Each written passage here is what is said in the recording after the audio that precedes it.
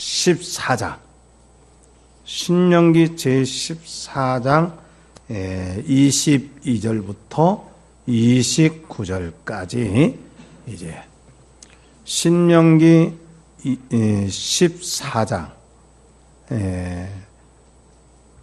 모세오경 중에 창세기, 출애굽기, 레위기, 민수기, 그리고 신명기 14장 22절부터 29절까지 교독합니다. 너는 마땅히 매년 토지 소산의 11조를 드릴 것이며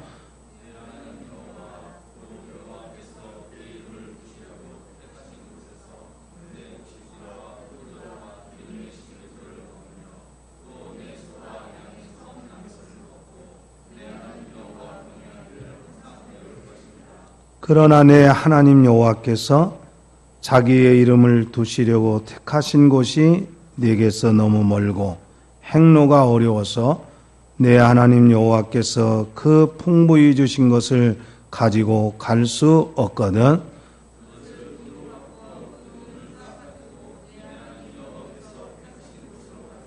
내 마음에 원하는 모든 것을 그 돈으로 사되 소나 양이나 포도주나 독주 등 네 마음에 원하는 모든 것을 구하고 거기 내 하나님 여호와 앞에서 너와 내 권속이 함께 먹고 즐거워할 것이며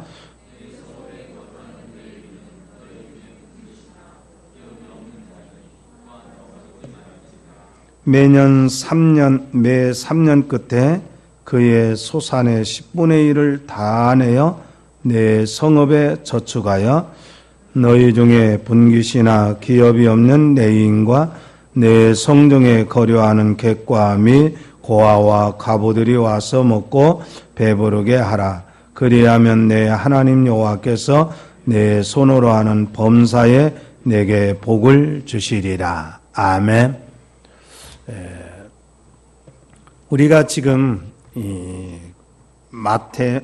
창세기, 출애굽기, 레위기, 신명기, 이 모세오경을 살펴가고 있습니다. 그 중에서도 이제 모세오경과 율법에서 놓치지 말아야 할 부분들에 대해서 세 가지로 이제 말씀을 공부하고 있습니다. 특별히 이제 하나님께서는 할례를 통해서 언약의 징표를 우리에게 이제 세워주셔서 우리가 하나님의 것이라고 하는 것, 내 몸이, 내 인생이 하나님의 것이라고 하는 것, 이거에 대해서 할례를 통해서 확신해야 된다. 그리고 지난주에는 시간이 나의 것이 아니다 하는 것을 우리가 지난주에 생각해 보았습니다. 오늘은 이제 또 하나 부분에서 물질에 대하여서 성경은 어떻게 우리에게 가르쳐 주고 있는가, 이런 점들을 오늘 살펴보도록 하겠습니다. 이스라엘 백성들이 영적으로 실패할 때 나타나는 현상은 물질을 신으로 섬겼을 때, 그때 이스라엘 백성들이 실패합니다. 또 오늘날도 대부분의 기독교인들이 실패하는 그런 이유 중에 하나가 물질 때문에 실패합니다. 우리는 일단 태어날 때부터 먹을 수 있는 사람으로 창조되었잖아요. 먹어야 하잖아요. 그러죠? 하나님께서 인간은 물질을 터부시하고 살 수 없도록 그렇게 창조를 하셨어요. 그냥 우리가 물질이 없어도 살 수 있다, 이것은 성경적인 생각은 아닙니다. 물질이 있어야 우리가 먹을 수 있고 활동을 할 수 있어요. 재물이 없으면 자녀들을 교육시킬 수가 없지요. 또 돈이 없으면 필요한 물건을 살 수도 없지요. 재물이 없으면 약도 사 먹을 수 없고 재물이 없으면 수술도 할 수 없어요. 재물이 없으면 좋은 이제 옷도 또 필요한 어떤 것들도 살 수가 없어요. 그런 점에 있어서 참 물질은 꼭 우리에게 필요한 것입니다. 그거 인정하죠? 물질 필요합니까? 필요치 않아요? 예, 다 필요하지요.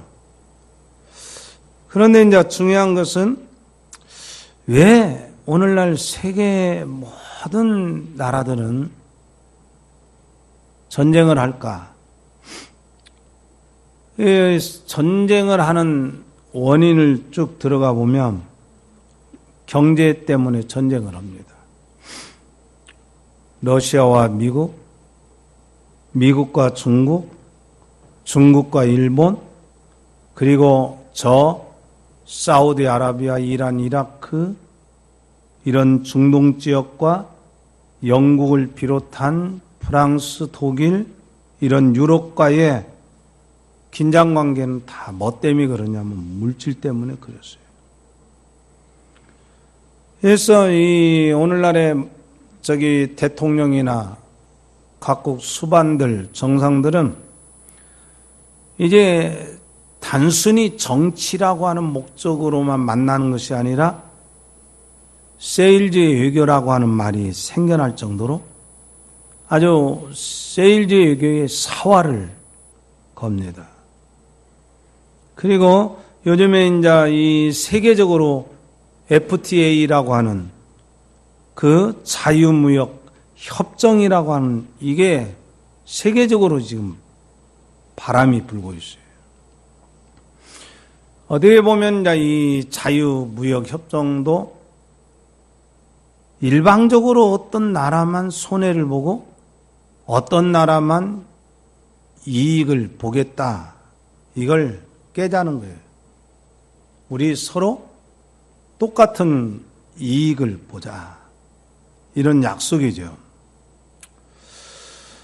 요즘에 이제 이 대학교의 도서관에 학생들이 넘쳐나고 있대요. 근데 이제 연구를 위한 공부가 아니라 모두 다 취업 준비, 이런 공부를 한다고 합니다. 대학교의 이런 상황을 놓고 어떤 대학 교수가 정말 우리나라에 대학교가 필요한가? 라는 의문을 제기하고, 독일은 5학년만 딱 되면 독일은 90%는 대학 갈 준비를 않고 기술 배울 준비를 한대요. 벌써 그때부터. 그리고 연구하고 공부할 사람들은 10%만 아주 대학 갈 준비를 한대요. 그게 뭐냐면 대학이라고 하는 이 사회는 좀 더 높은 가치를 이제 생각하고 좀 더 사람들이 어떻게 사는 것이 바람직하게 살 수 있는가는 그런 가치 중심의 그 장이 돼야 되고, 정말 사람을 기계로, 사람을 짐승으로 길러내는 어떤 문맹적인 그런 현장이 되지 않아야 된다는 거예요. 근데 한국 대학은 그게 사라졌다는 거예요.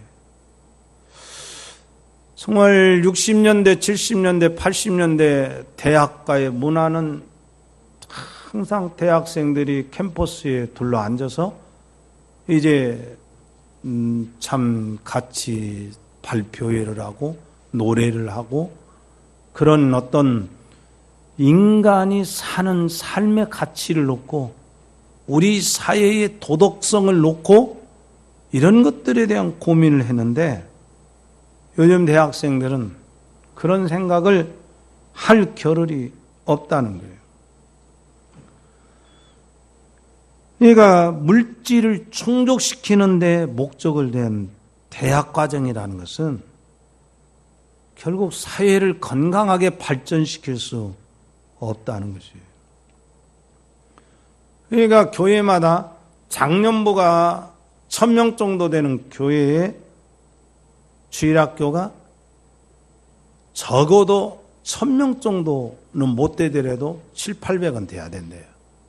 근데 1000명 되는 장년부가 겨우 100명 주일학생들, 중고등부는 몇십 명 그래 놓고 걔들이 뭐 하느냐, 주일날도 다 도서관으로 보낸대요. 이 예수 믿는 부모들이 다 그런다는 거예요. 그래서 주님은 이렇게 말씀하셔요. 물질의 힘이 정말 세다는 것을 주께서 말씀을 하셨어요. 얼마나 세냐면 주님께서 마태복음 6장 24절에 한 사람이 두 주인을 섬기지 못할 것이니 혹 이를 미워하고 저를 사랑하거나 혹 이를 중히 여기고 저를 경히 여김이라. 너희가 하나님과 재물을 겸하여 섬기지 못하느니라. 이렇게 말했어요. 그러니까 재물과 하나님을 우리가 동시에 동등한 무게로 놓고 섬기는 것이 아니라 하나님이든지 돈이든지 둘 중에 하나를 섬긴다는 거예요. 그래서 영어에는 맘모니즘이라는 용어가 생겼어요. 이건 뭐냐면 돈을 신처럼 숭배하는 사상이다, 이렇게 말했어요. 얼마나 돈을 신처럼 숭배합니까? 그러니까 돈이 절대적인 것이기 때문에 돈 때문에 부모를 죽이고 아내와 남편을 죽이고 심지어 자식도 죽이고 이런 타락의 극치를 얼마나 보고 있어요. 얼마 전에 그랬잖아요. 자기 남편에게 독약을 먹여서 죽였어요. 그런데 새로운 남편에게도 또 독약을 먹여서 죽여요. 심지어 자기 딸에게도 독약을 먹여서 죽여요. 극약을 먹였어. 그런 중에서 우리가 정말 이런 시대에 내가 돈이냐 하나님이냐 결정하라고 할 때 우리는 어떤 결정을 하는 얘기죠. 그러니까 이것은 신약시대에 가르치는 것이 아니라 아주 문명적으로 발달되지 못한 그런 아주 몇천 년 전에 하나님께서는 이스라엘이라고 하는 나라 백성들에게 돈이냐 하나님이냐 이걸 결정하라고 주님께서 가르쳐 주셔요. 자, 우리가 신앙 고백을 보통 핵심이 어떤 신앙 고백을 하고 있습니까? 사도 베드로가 신앙 고백한 내용이 있죠. 그죠? 자, 마태복음 16장 16절 주는 그리스도시요. 우리 한번 다 같이 해볼 거예요. 시작. 주는 그리스도시요 살아계신 하나님의 아들이십니다. 자, 여기 주라고 하는 것이 큐리오스냐 아도나이냐 할 때 중요한 것은 뭐냐면 나의 임금은 그리스도시요라는 얘기는 메시아요 하나님이시다, 구원자이십니다. 나의 임금은, 나의 왕은, 나의 삶의 주인은 바로 메시아입니다. 그리고 그분은 살아계신 하나님의 아들이십니다. 여러분들이 예수님을 정말 삶의 왕으로 여러분 그렇게 숭배하고 여러분 그렇게 믿고 그렇게 섬기십니까? 아멘? 자, 우리 한번 다 같이 한번 따라서 해주시면 감사하겠습니다. 예수님만이 나의 왕이십니다. 예수님은 나의 삶의 주인이십니다. 여러분 그거 확신하십니까? 자, 왜 그렇습니까? 로마서 11장 36절에 보면 이는 만물이 주에게서 나오고 주로 말미암고 주에게로 돌아감이라. 그에게 영광이 세세토록 있기 때문에 그렇습니다. 그런데 이제 우리는 그렇구나. 교회에서 배울 때 말씀을 들을 때 부흥회 가서 정말 감격을 받을 때는 그래 정말 물질은 주님보다 항상 뒤에 둬야 되는데 정말 우리가 그렇게 할 수 있느냐 이거예요. 우리가 물질을 주님 뒤에 정말 둘 수 있냐 이거예요. 하나님 뒤에 정말 물질을 두느냐 이거예요. 물질이냐 하나님이냐 이렇게 견줄 때에 물질을 포기하고 하나님을 선택할 수 있느냐? 이 문제 앞에 우리는 끊임없이 시험을 당하고 끊임없이 우리 자신이 누군가에 대해 주님은 네가 누구냐를 계속 물으시오. 돈 하나 쓸 때마다 네가 돈 그렇게 써? 네가 돈이 주인이야? 네 인생을 좌우해? 막 이렇게 물으신다는 거예요. 중요한 것은 우리가 이런 확신을 가져야 해요. 하나님께서는 나에게 필요한 물질들을 공급해 주신다는 것을 먼저 우리는 신뢰해야 됩니다. 여러분, 하나님이 저와 여러분에게 물질을 공급해 주시는 하나님이시라는 거 확신하십니까? 여러분, 이제 엘리야 선지자가 그 고난 중에 하나님께 기도하였을 때 하나님께서 누구에게 보내요? 사르밧 과부에게 보내죠. 그 흉년이 들고 기근이 들어서 먹을 것 없을 때 사르밧 과부에게 보내요. 그때 사르밧 과부가 자기 있는 것을 다 엘리야 선지자를 위해서 다 바칩니다. 그런데 하나님께서는 어떻게 하셨습니까? 그렇게 바친 사르밧 과부를 굶어 죽였습니까? 아니죠. 그 기근이 다 끝날 때까지 밀가루통에 밀가루가 없어지지 아니하고 기름통에 기름이 없어지지 아니하는, 하나님은 공급하시는, 하나님은 준비하시는, 하나님은 먹이시는 그런 하나님이시란 거 여러분 그렇게 확신하십니까? 그것은 엘리야와 사르밧의 관계가 아니라 오늘 나와 정말 교회와의 관계이고 나와 주님과의 관계이고 나와 목회자의 관계 속에서 나와 이웃과의 관계 속에서 나와 없는 자의 관계 속에서 내가 진짜 그것을 경험하고 있는가, 이거에 대해서 정말 확신을 해야 되겠죠. 그래서 하나님께서는 이 물질을 주셔요. 그래서 하나님께서는 창세기 1장 28절에서도 문화 활동에 대해서 하나님께서는 그걸 이미 창조 때부터 허락을 해 주시는 거예요. 그래서 하나님께서 너희는 생육하고 번성하여 땅에 충만하라. 그리고 공중의 새와 바다의 물고기, 땅에 기는 모든 것들을 다스리라. 이렇게 말씀하셨을 때 생육할 수 있는 능력, 번성할 수 있는 능력, 하나님께서는 그렇게 공급하시고 우리가 이 땅에 이제 태어나는 동안에 하나님께서는 식물로 먹을 것을 주시고 나중에 타락한 인간에게 너희 동물도 먹을 것으로 세워주셨어요. 그러니까 기본적으로 하나님은 우리를 이 땅에 보내실 때에 어떤 심정으로 보내시냐면 들에 핀 백합화를 보라, 공중 나는 새를 보라. 그것은 누가 저기 길쌈도 메어주지 않고 먹이 주지 않되 하늘 아버지께서 기르신다. 하물며 너희들일까 보냐. 하나님께서는 우리에게 그렇게 먹이시고 입히신다는 약속을 끊임없이 하셨어요. 그런데 하나님께서 이렇게 이제 이런 기본적인 구도 속에서 우리에게 이걸 가르치시는 거예요.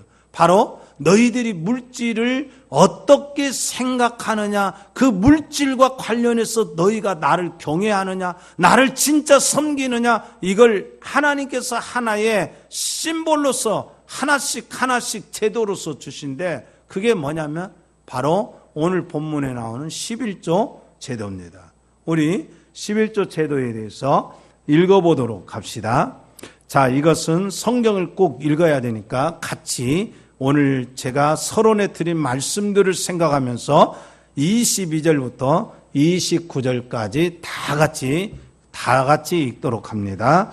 너는 마땅히 매년 토지 소산의 11조를 드릴 것이며 내 하나님 여호와 곧 여호와께서 그의 이름을 두시려고 택하신 곳에서 내 곡식과 포도주와 기름의 11조를 먹으며 또 내 소와 양의 처음 난 것을 먹고 내 하나님 여호와 경외하기를 항상 배울 것이라.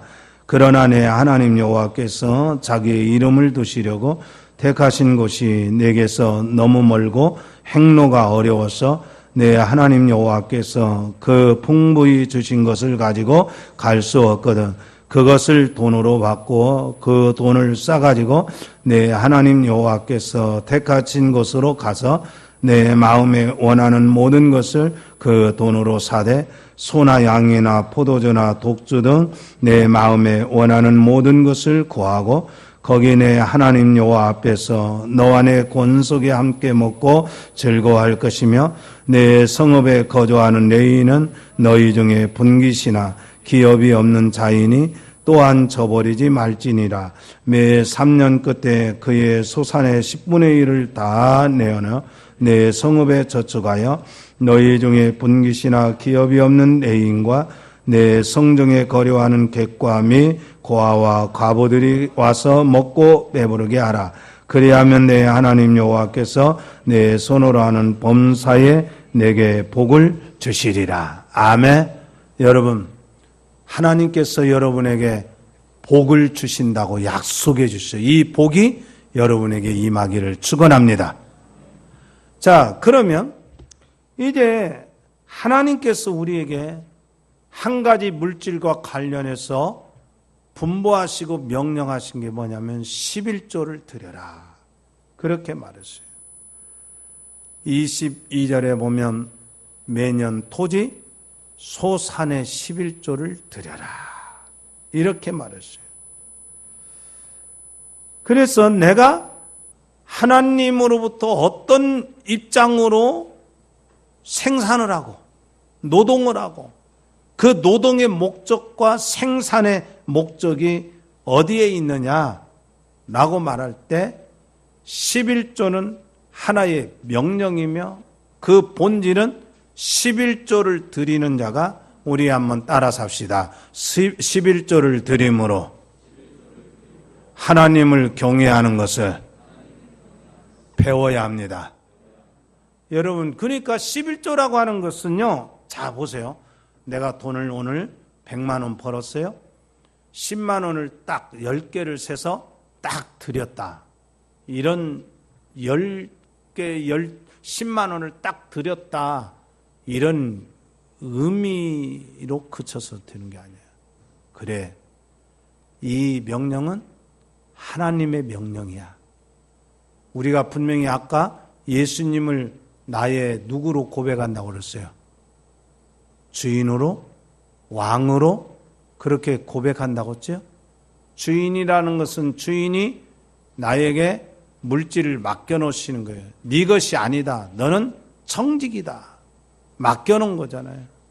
그러면 주인이 원하는 대로 그 물질을 지출할 수 있는데 그것이 바로 하나님께서는 11조다. 이렇게 얘기해요. 둘째로 어떻게 했느냐? 이 11조를 드릴 때 어디에다 드리라고 했는가? 23절을 우리 읽어보도록 합니다. 같이 읽습니다. 네, 하나님 여호와 고 여호와께서 그의 이름을 두시려고 택하신 곳에서 내 곡식과 포도주와 기름의 11조를 먹으며 내 소와 양의 처음 난 것을 먹고 내 하나님 여호와 경외하기를 항상 배울 것이라. 아멘. 자, 봐요. 하나님께서 하나님의 이름을 두시려고 택하신 곳, 그게 바로 이 신명기서의 이 기록은 아직 성전이 없었어요. 다만 뭐만 있냐? 성막만 있었어요.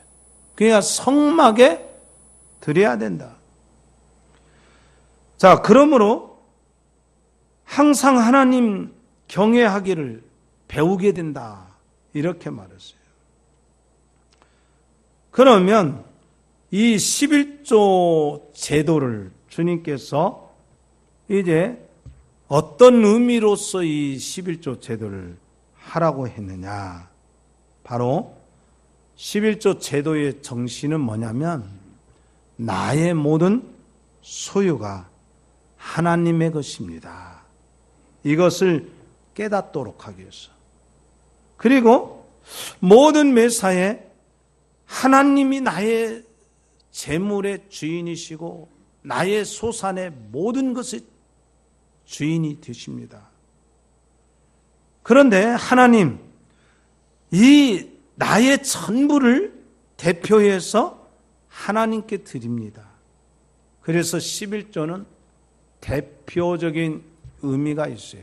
원래 모든 장자가 하나님의 성전에 와서 다 봉사를 해야 돼. 그럴 수 없으니까 하나님께서는 어떤 지파를 구별했어요? 레위 지파. 그리고 레위 지파를 장자로 삼아서 하나님의 회막에서 봉사하도록 그렇게 했어요. 그것은 뭐냐면 레위인들이 와서 봉사하는 것은 전 이스라엘이 봉사하는 그런 의미가 있어요. 그래서 레위인이 따라서 합시다. 레위인이, 우리 힘차게 합시다. 레위인이 하나님의 성전에서 신실하게 제사를 드려야 합니다. 그러면 만약에 레위인이 신실하게 제사 안 드리면 곧 누구의 실패입니까? 우리 이스라엘 전부의 실패는 거예요. 마찬가지로 내가 하나님께 모든 것을 다 드려야 되는데 하나님께 모든 것 다 드리지 않더라도 하나를 드림으로 모든 것을 드린 것으로 하나님께서 그렇게 간주해 주셔요. 그러니까 이런 얘기죠. 수치로 따지면 따라서 합시다. 9은 네가 먹고 하나만 내라. 근데 우리는 그것도 못 하잖아요. 하나만 내면 네가 10개 전부를 다 나에게 드린 것으로, 나에게 바친 것으로 그렇게 인정해 주겠다, 그런 거예요. 그래서요, 이 10의 1조 하나랄지 곡식의 첫 단이라는 것은 나의 전부를 대표하는 대표적인 성격이 있어요. 그래서 내가 드린 헌금은 나를 대표합니다. 다시 말하면 하나님께 내가 11조를 드림으로 말미암아, 헌금을 드림으로 말미암아 하나님께서 나 자신을 받으신다는 거예요. 그래서요, 정직하게 말하면 헌금 드리지 않는 자는 하나님의 사람이 아닌 거예요. 엄밀하게 말하면. 그러니까 하나님의 나라의 백성들은 이 헌금의 행위를 통해서 나 자신의 전체가 하나님의 은혜로우신 통치에 의하여 유지되고 있음을, 하나님이 먹여주신다는 것 때문에 내가 먹고 있고 하나님께서 나에게 능력을 주시는 것 때문에 내가 먹는다는, 하나님의 나라의 번영을 위해서 내가 쓰여지고 있다는 사실을 뭐하냐? 표현하는 거, 대표하는 거. 이게 헌금이라는 거예요. 그러면 이 구약의 11조 용도가 어떻게 쓰여지는가? 첫째로 11조 용도는요, 레위인들이 말씀을 가르치는 일에만 전념하도록 하기 위해서, 그래서 하나님의 나라가 건실하게 세워져 갈 수 있도록 위해서 뭐 하느냐? 레위인들의 생활을 보장하시는 거예요. 자, 27절 우리 같이 읽도록 합니다. 본문 27절입니다. 내 성읍에 거주하는 레위인은 너희 중에 분깃이나 기업이 없는 자이니 또한 저버리지 말지니라. 아멘. 여러분, 11조는 처음에 중요한 정신이 레위 사람들을 생활을 보장해 주는 의미예요. 하나님께서는 하나님의 나라가 이 땅에서 능력 있게 드러나기 위해서 레위인들을 구별시켰어요. 그러니까 하나님께서는 이스라엘 백성들에게 하나님의 나라를 위해서 살아라 할 때 뭘로 하나님 나라를 위해서 사느냐 할 때 율법을 잘 배우고 말씀을 배워서 하나님의 뜻에 순종해 가면 그게 하나님 영광이 드러나야 돼요. 그래서 이제 이 율법을 가르치는 사람이 있어야 되는데 그게 누가 가르치냐면 레위 사람들이 가르쳐요. 제사장들이 가르쳐요. 그러니까 동네마다 레위 사람들을 다 둡니다. 그러니까 여호수아가 가나안 정복하고 난 다음에 이스라엘의 12지파를 땅을 분배를 해줘요. 이때 분배해 줄 때 레위 사람들을 각 지방마다 다 이제 둡니다. 그래서 레위 사람들이 각 지방에서 예배를 관장하고 하나님을 섬기는 제사를 드려요. 그러니까 생계를 이어나갈 수가 없어요. 생업을 위해서 육신적인 노동을 위해서 이 레위 지파는 살 수 없어요. 그러니까 하나님을 섬기는 일에 전념하도록 하기 위해서 이스라엘 백성들이 자기의 소득의 11조를 레위 사람들의 생활을 뒷받침해줘요. 자, 그 다음에 또 하나 중요한 것은 1년에 이스라엘 백성들이 제3차 절기를 지켜요. 바로 유월절, 그 다음에 오순절, 맥추절, 이 3대 절기를 지키는데 이때 이제 레위인들도 올라갑니다. 모든 이스라엘 백성들이 이 예루살렘으로 가요. 성전이 있는 곳으로. 그때 이제 사람들이 거기에 모여서 일주일 아니면 15일 이런 정도의 절기를 지킬 때에 먹을 수 있는 비용을 쓰도록 이렇게 저기를 제공해줘요. 그래서 교회에서요, 여러분 점심 식사에 제공하고 그런 우리 여성도들 가정이 그렇게 한다는 것은 그냥 하나님께서 크게 기뻐하십니다. 정말 저는 눈으로 확신을 했어요. 항상 교회를 위해서 음식을 제공하고 수고하는 것은 단순히 계모임이 아니에요. 하나님의 성전에서 귀하게 일하는 거예요. 그래서 출애굽기 23장 14절에 보면 너는 매년 3번 내게 절기를 지킬지니라. 그리고 민수기 15장 한번 찾아보도록 합시다. 민수기 15장 민수기 15장 3절로 5절입니다. 우리 같이 읽도록 합니다. 여호와께 화제나 번제나 소원을 갚는 제사나 낙헌제나 정한 절기제에 소나 양을 여호와께 향기롭게 드릴 때에 그러한 헌물을 드리는 자는 고운 가루 10분의 1에 기름 4분의 1 흰을 섞어 여호와께 소제로 드릴 것이며 번제나 다른 제사로 드리는 제물이 어린 양이며 전제로 포도주 4분의 1 흰을 준비할 것이요 순양이면 소제로 고운 가루 10분의 2에 기름 3분의 1 흰을 섞어 준비하고. 이게 이제 절기 때 제사를 드릴 때 이 제물이 필요하다. 이걸 이제 율법에서 가르쳐 주고 있어요. 그래서 우리가 절기 때 예를 들어서 우리가 이제 지금 지키는 절기 중에 예를 들어서 상반기 특별 감사주일, 하반기 특별 감사주일, 이걸 옛날식으로 말하면 맥주 감사주일, 그리고 무슨 주일이에요? 바로 수장절. 이렇게 지키잖아요.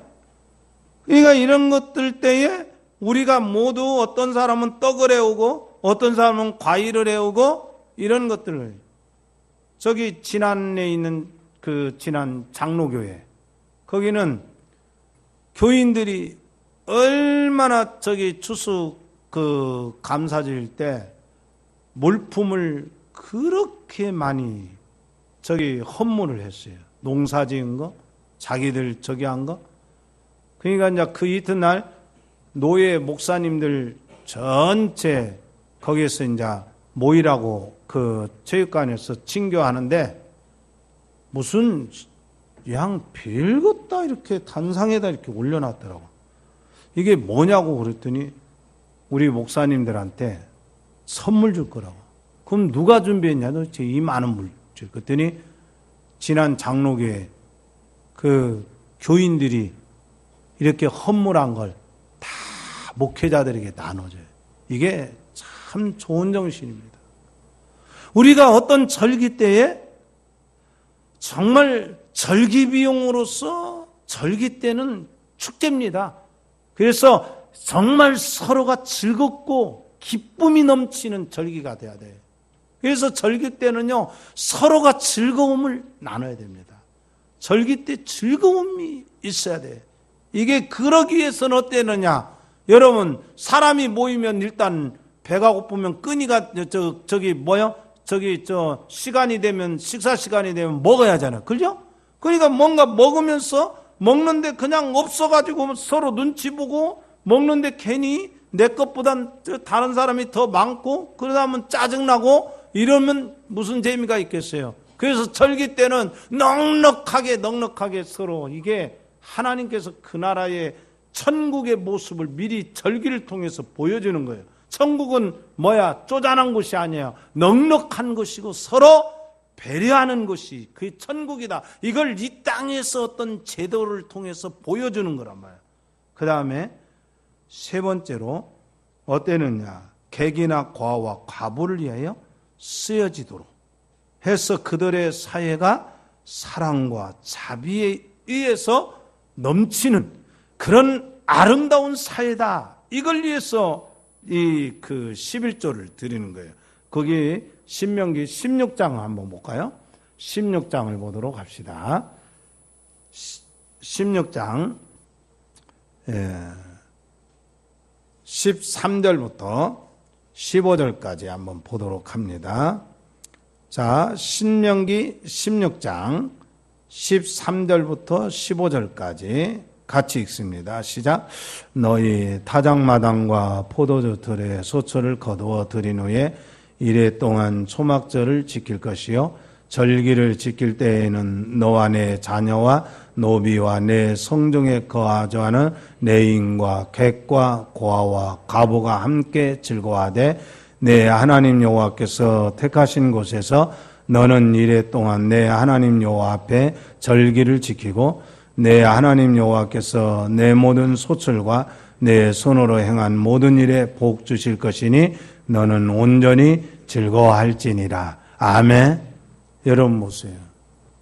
왜 그 사회가 즐거웁니까? 저는요, 어디 모임이든지 헌신하는 사람들이 있으면 그 모임은 기쁨이 있어요. 저는 그렇게 확신합니다. 그래서 우리가 중요한 것은 뭐냐면 우리 안에 우리의 힘, 각자의 개인의 힘으로 노력해도 먹고 살 수 없는 사람들이 생겨요. 그런 경우가 있어요. 그러면요, 우리는 정말 그거에 대해서 마음을 써야 됩니다. 정말 마음을 써야 돼요. 우리 안에 병들어서 도저히 혼자 두면 그냥 죽을 수밖에 없는 사람이 있다면 교회가요, 그런 사람들을 진짜 도와야 됩니다. 그게 능력 있는 교회예요. 그게 참 교회예요. 그게 주님이 기뻐하시는 거예요. 돈 좀 있다고 목에다 힘주고 알량하게 세상적으로 좀 지식 좀 있다고 거만하게 하고 이 사람 저 사람 비평이나 하고 이런 수준으로 교회 이루면 그게 무슨 교회겠어요? 그런 사람들로 1000명, 2000명 모인들 그게 무슨 교회겠어요? 교회는요, 정말 주님의 자비와 사랑이 가슴 속에서 움직여야 됩니다. 그래서 누군가가 내게서 보여야 돼요. 누가 보여야 되냐면 약한 자가 보여야 되고 가난한 자가 보여야 돼. 그래서 누군가를 섬기고 싶어하고 누군가를 정말 그들을 베풀고 싶어하는 거, 이것이 진짜 하나님 백성의 그 모습이고 교회 공동체의 모습이에요. 바로 이런 일을 위해서 이스라엘 백성들은요 10의 2조를 2년 동안 드리고 3년째는 고아와 과부들을 위해서 이제 10의 3조를 드려요. 자, 그러면 어떻게 해야 됐습니까? 신약시대에 우리는 어떻게 해야 돼요? 교회는 역시 어떤 입장이냐? 교회도 참 놀라운 것은 유대주의라고 하는 구약 율법주의 아래서는 가난한 자는 가난한 대로 멸시받고 부자는 부자대로 호의호식하면서 살았어요. 그런데 우리 주님이 오셔서 십자가를 지셔요. 그럴 때 주님이 뭐라고 말해요? 내가 온 것은 섬김을 받으려 함이 아니라 섬기려 하고 많은 사람의 목숨을 위하여 대속물로 주려고 오셨다. 주님이 그렇게 말씀하시죠. 그래서 주님이 십자가를 지셔요. 죽으셔요. 자기를 다 드려요. 그런데 이 다 드리고 나서 부활하는데 성령님께서 오시자 사람들의 마음속에 성령의 역사가 일어나니까 사람들이 어떻게 변화되냐면 눈이 떠지는 거예요. 가난한 자들이 보이더라는 거예요. 옷 없고 헐벗은 사람들이 보이더라는 거예요. 그러니까 우리 교회가 정말 능력 있는 교회가 좀 되어서 저는 이웃의 개척교회 그리고 시골에 고생하는 목사님들 이런 사람들이 진짜 보여져야 그게 능력 있는 교회예요. 교회가 뭔가를 그냥 저 재산만 늘리고 몇백억 몇천억 이런 교회가 돼서 그러면 무슨 의미가 있어요? 그거 아니란 말이에요. 우리 교회가 정말 그런 나눠주고 베푸는 그런 우리 전주 함께하는 교회가 되기를 주의 이름으로 부탁합니다. 그래서 어떻게 해야 돼요? 신약시대 역시도 정말 그런 사람이 보여진 교회가 어디였냐? 예루살렘 교회였어요. 그리고 예루살렘 교회는요, 모이면 교제하고 떡을 나누기를 힘쓰고 서로 섬기고 그러다 보니까 뭐요? 기쁨이 충만한 교회가 되었어요. 그래서 오늘 우리가 이 물질이 참 하나님께서 주시는 귀한 선물이었다. 처음에. 그 다음에는 그 선물로 끝나는 것이 아니라 내가 그 물질을 값어치 있게 주의 나라를 위해서 드리고 그리고 그걸 바치면 하나님께서는 나에게 그 물질을 통해서 더 많은 복을 누리도록 그렇게 하셨어요. 여러분들이 분명히 이렇게 믿으시길 바랍니다. 내가 주님께 드리면 주님이 나에게 건강으로 갚으시든지 자녀에게 갚으시든지 물질로 갚으시든지 다 내가 생각할 수 없는 만큼 갚아주신다는 것. 여러분 그렇게 확신하십니까? 어느 권사님이요. 어느 목사님에게 목사님 내가 이걸 하겠습니다고 약속을 한 거야. 약속을 했는데 사실 돈이 그 약속한 것을 싹 드리고 나면 돈이 한 푼도 없더래. 약간 걱정이 되더래. 그래도 약속했으니까 드려야지. 딱 드렸대. 근데 그 다음 주간에 6년 전에 그 권사님한테 돈을 빌려간 사람이 전화가 왔더래. 그러더니 하나님께 드린 만큼의 배를 그 사람을 통해서 갚아주시더래. 저는 그거에 대해서 제 간증을 하라면 정말 말할 수 없이 간증해요. 우리는 그런 확신을 갖고 그게 체험이 되어져요. 하나님은 내가 하나님을 위해서, 주를 위해서 목숨 바치고 정말 주를 사랑하는 그 마음으로 내가 헌신하고 물질을 드리면요, 주님께서 넉넉히 갚으셔요. 여러분 그렇게 믿으시길 바랍니다. 그렇게 믿으시길 바랍니다. 경험이 있어야 아멘이 나오지. 경험이 있으면요, 두말할 것 없이 아멘 하면 합니다. 여러분들이 진짜 그런 경험, 이는 종교적인 관습과 이론과 관념이 아니라 형식적인 그런 신앙이 아니라 진짜 삶 속에서 여러분과 제가 하나님, 정말 나의 모든 것이 주님의 것이고 주님이 나를 통해서 이 물질로 생명을 살리시고 이 시대를 살리시는 그런 하나님이십니다 라고 이렇게 여러분들이 경험하는 그런 진짜 그런 역사가 있기를 축원합니다. 그런 점에서 여러분들 어디 집회 가든지 그냥 가지 마세요. 어디 집회 가든지 그냥 가지 말고, 내가 우리 교인들한테 미안하고 정말 창피한 일인데, 우리 교인들 저 어디 가면 헌금할 줄을 몰라.